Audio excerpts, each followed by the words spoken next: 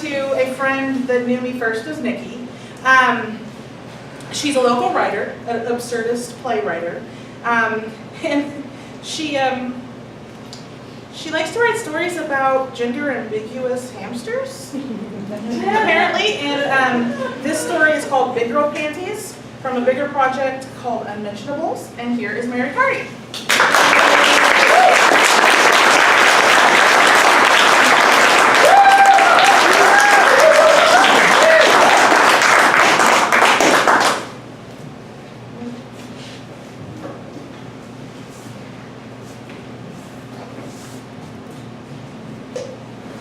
In 1979, I was 5 years old, and Linda Carter was the most beautiful woman I had ever seen.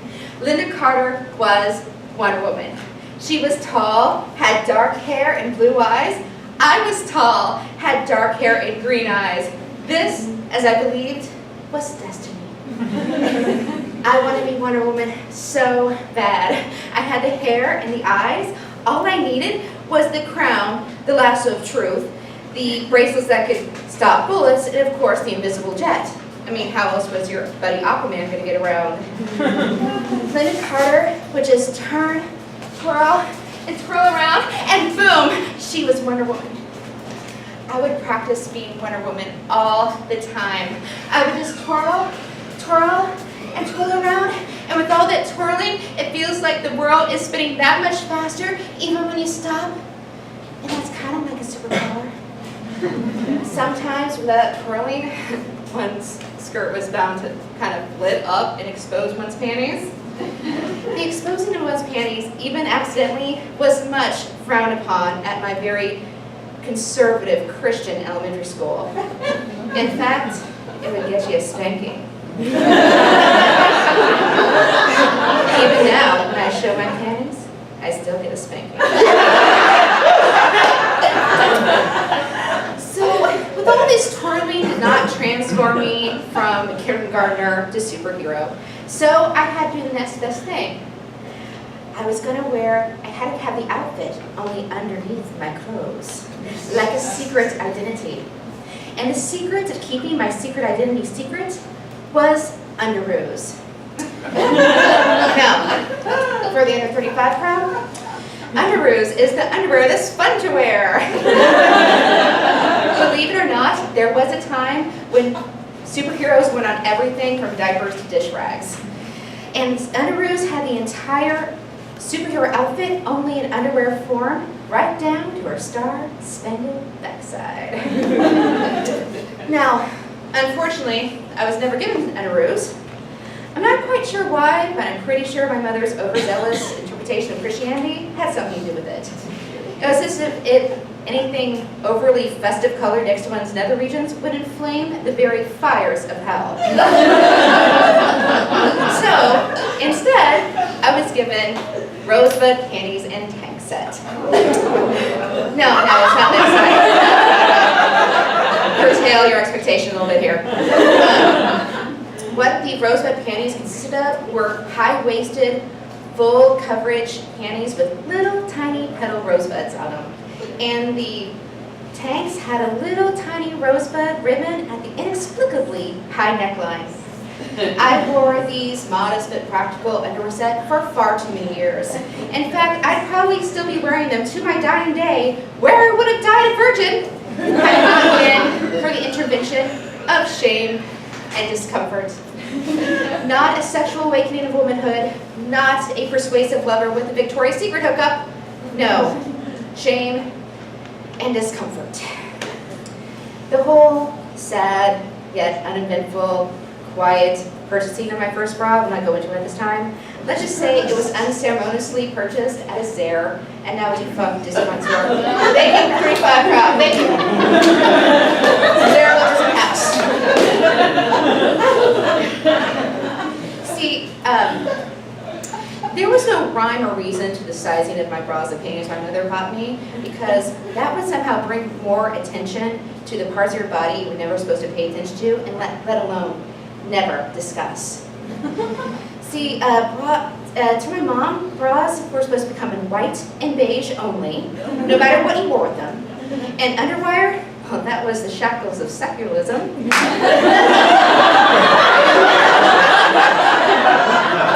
And black bras, well, those were for hookers and Satanists.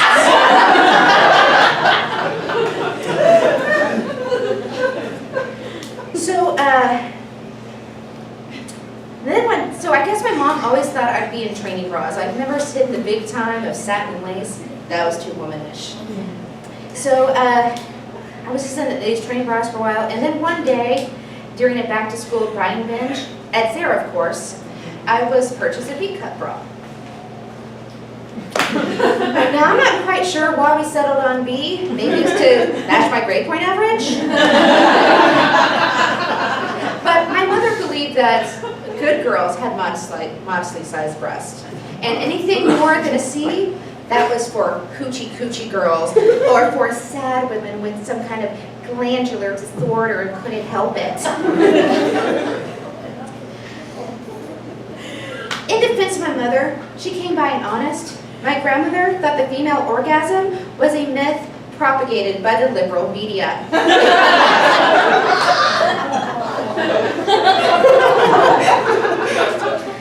Although my development seemed to go completely invisible to my mother, it did not go unnoticed, as I was later told by my male classmates. Apparently, my development, along with the development of other girls in my class, was being carefully grafted and charted in Commodore 64s in basements scattered around Franklin Township. According to our findings, Mary's boobs showed a remarkable increase in size and fullness from March 3rd to April 22nd in 1991, known as full 7 on the Wood scale.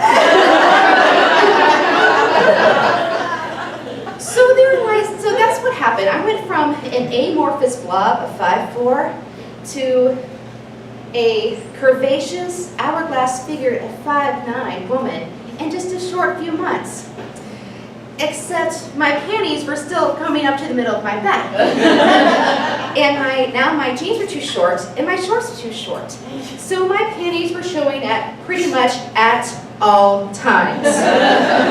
When I sat down, when I stood up, when I walked any faster than a shuffle, my pants would wiggle down my new narrow waist, exposing those infernal pale petal panties.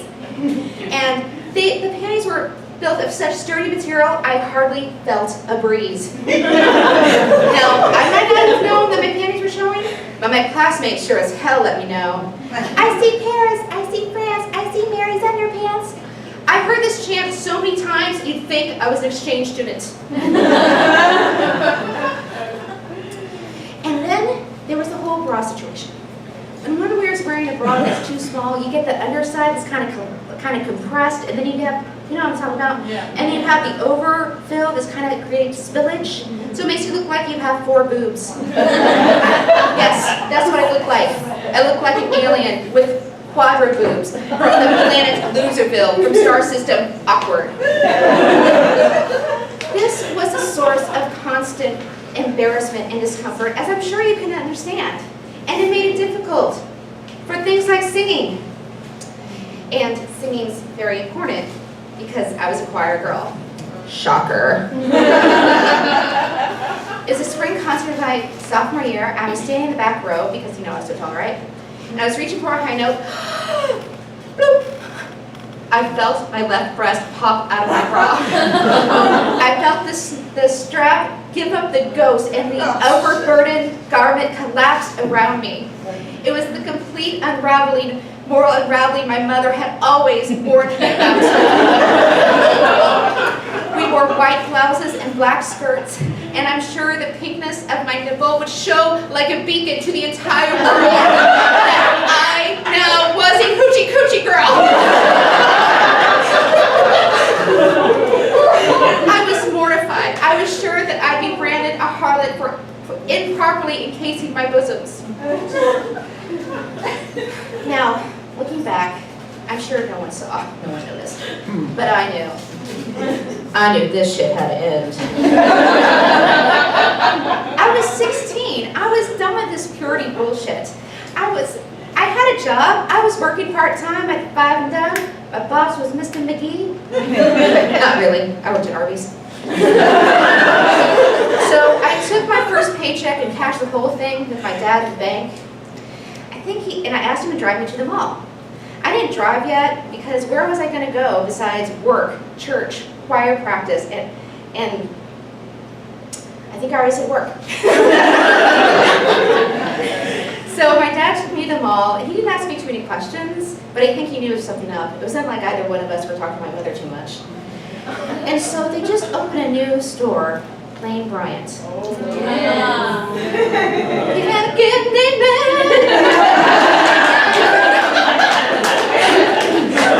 This is 1991, so it's brand new, okay, guys? You don't know what it was like beforehand. You don't know.